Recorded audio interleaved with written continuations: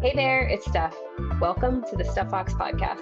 Hello, everyone. Welcome to the Stef Fox podcast. I am Steph, and I have a special guest with us today. I am excited to have a conversation with Jack Panico today and talk about multiple generations of business, talk about launching a new product line, talk about, gosh, decades in beauty. So, Jack, welcome. Thanks for being with me today.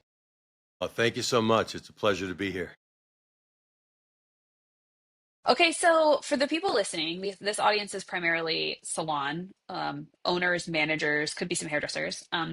Tell us about you. Tell us about your journey in beauty, your story, so they kind of start to ground in who you are before we get into some of Okay. Well, the I details. grew up. I grew up in the industry since I was a little kid. My father was an amazing international haircutting champion. My mother was in the beauty business as well, and it was really exciting to watch this and be around it. And I didn't realize when you're actually a part of business, like it or not, while you're growing up, because you're hearing all the conversations and going through that. So it was really exciting. I'm a second generation. Jackson and Brianna Panico are the third generation. And so it's been an exciting journey from the beginning, and we're about 65 years strong being in business. So it's pretty exciting. And we based everything in the beginning on all education. Uh, we were, I got to say though, from the very beginning, from when I was little, I used to watch my father do all educational classes or fly places and take videos and come back and show the videos and haircut. And it was really cool to see that, even when all the color and the highlights came into place. And, it was just, he was always there at a cutting edge and instilled in me how important it is to be in the forefront of learning. And so we always had educational programs that never went away and just evolved as we progressed. And I think I already know the answer to this, but you're licensed also, yes? Yes, of course. Yeah, well, of course, some people aren't. No, no, Um, I'm a hairstylist. That's another thing too. I'm a hairstylist. I'm a cover artist. I've done covers, editorial. I've gone through. I did every makeover show on television. All those things, like when in my time when it was that kind, New York Fashion Week. We're always involved in all that stuff.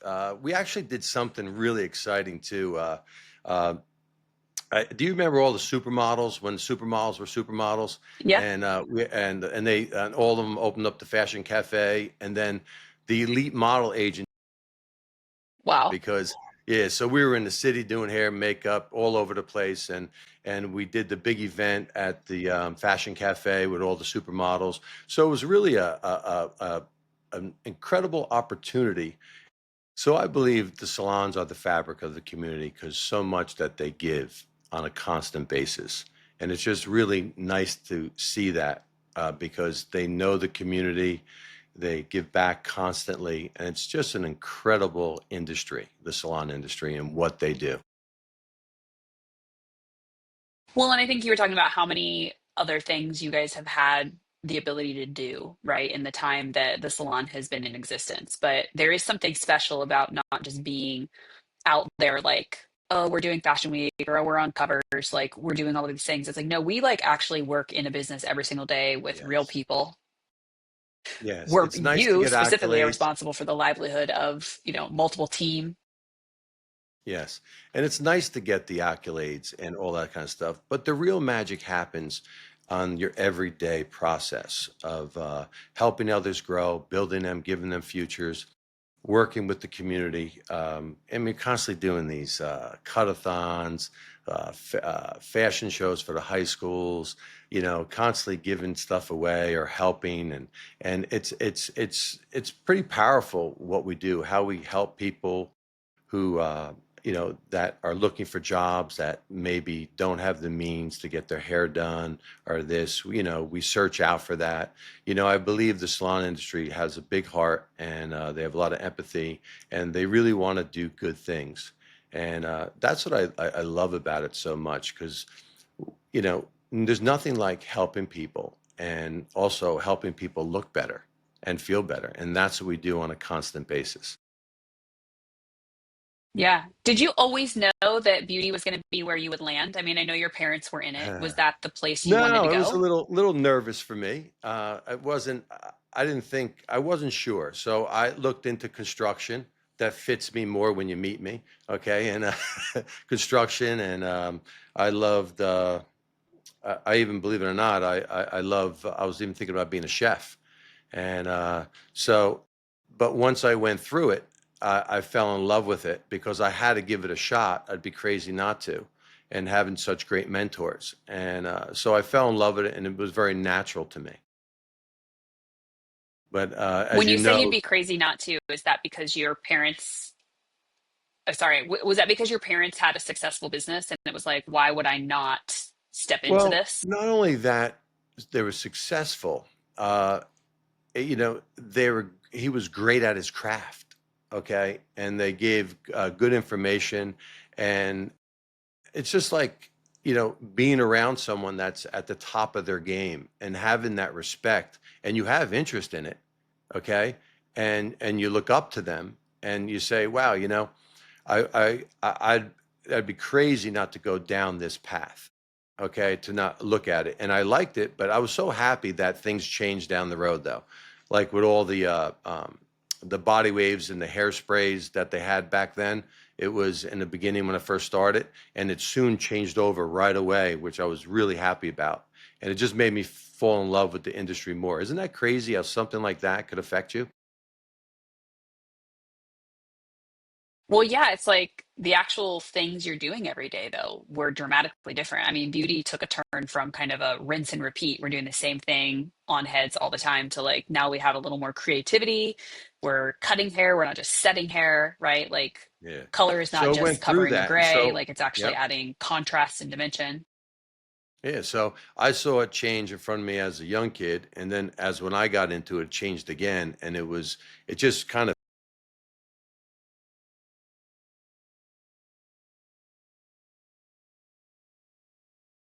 So when did you get involved in the business of it?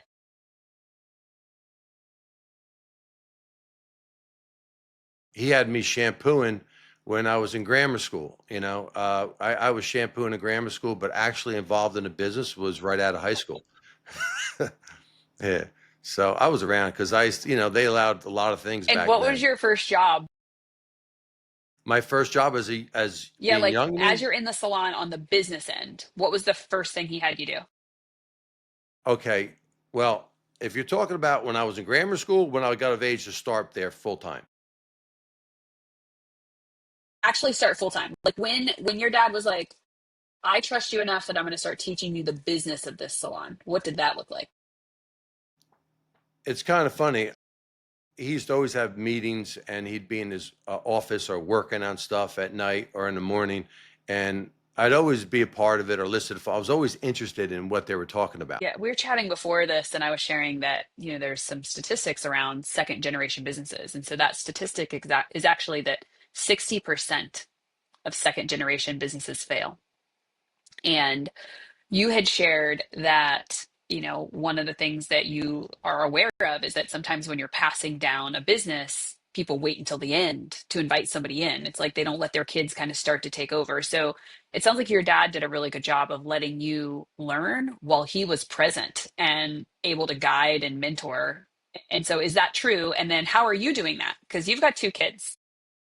I can just imagine how much that sets her up for success with business knowledge, first of all. Like she's got to have the business acumen that she has you as a mentor and a guide available to her. So it's like making yourself available the way that you are allows her to actually make decisions that she fails at, but she doesn't fall down because she failed at them, right? Because she has this guidance. But also it shows the team, to your point, like she's not just a person that you saw in the salon when she was a little girl, like, and maybe you're still here and you knew her then. Like, she has developed into a leader inside of the business and she's going to take over the business one day. Like, so just leveling the respect playing field. Um, I see that a lot. Well, I think what you've just said is like, you actually don't have to accept it. You have choices like this where I'm thinking if I'm a hairdresser in a salon that decides that we're going to carry this product alongside whatever other products we use, right? Then if I'm the smart stylist, I'm picking this one because my clients have to buy it from me here. Like I'm not giving them any other choices. I'm literally saying this is what I'm putting in your hair today, and then when they want to buy it, they have to buy it here. It's only sold here. So it feels like a strategic opportunity if you're a salon owner to say, how do I get my top 5 retailers on board with a product that's only sold in salon? And we can still carry whatever other brands we carry. You're not a full line. You need them. Yeah, there is. But it is interesting, and I think that you're kind of on the front end of what I hear murmurings about, right? I hear a lot of people talk about a desire to have a private label or create their own line. And I mean, you've gone the full on like create and manufacture something completely unique. But that's a hard route, right? You're an entrepreneur. Well, and you see the manufacturers actually addressing that.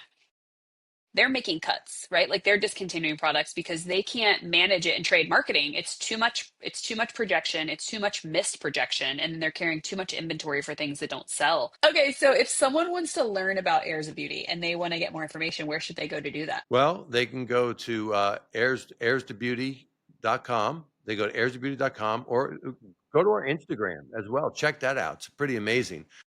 Heirs to Beauty is the Instagram and all our social handles, because then you get to see our work, the product as well. But our website is heirs to beauty, heirstobeauty.com. It's also HEIRSTOBEAUTY. Awesome. Well, thank you so much Well, for sharing maybe today. no, thank you for having me. I appreciate it. And thank you for letting me know you love the product. I do love the product. So everybody should check it out for sure. I think it's a big opportunity to think about getting your top stylist to just use a different product that actually people have to buy in salon. So love that.